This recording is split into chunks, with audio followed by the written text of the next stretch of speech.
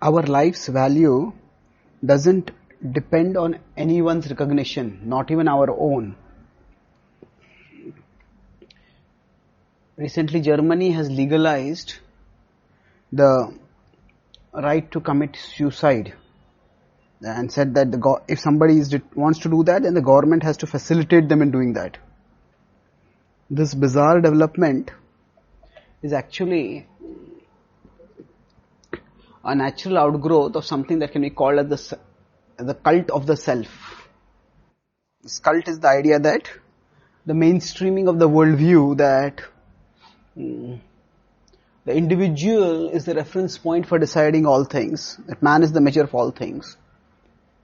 And so if we human beings decide that the child in the womb is just a lump of flesh, abortion becomes legalized. If old people or their caregivers feel that there's not much to live for, then euthanasia becomes legalized.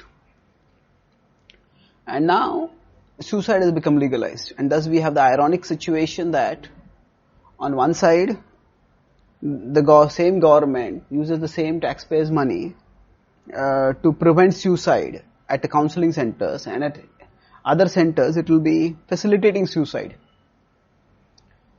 Such absurdity is predicted in the Bhagavad Gita as the result of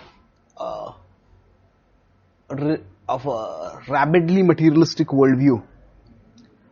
When we reject that life has any higher purpose or foundation, then we start living simply for gratifying our senses. And thus we end up doing things that destroy the self and destroy the world. This says in 16:8 and 9. Asatyam apatishtham te jagadahuranishwaram aparaspara bhutam kimanyat kama haitukam etam drishtim avishtabhya nashtatmano alpa buddhaya prabhavante ugra karmana kshayaya jagato ahitaha.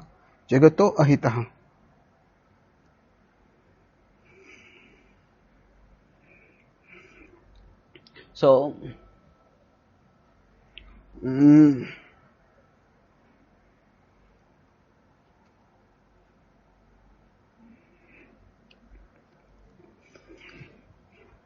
then what happens?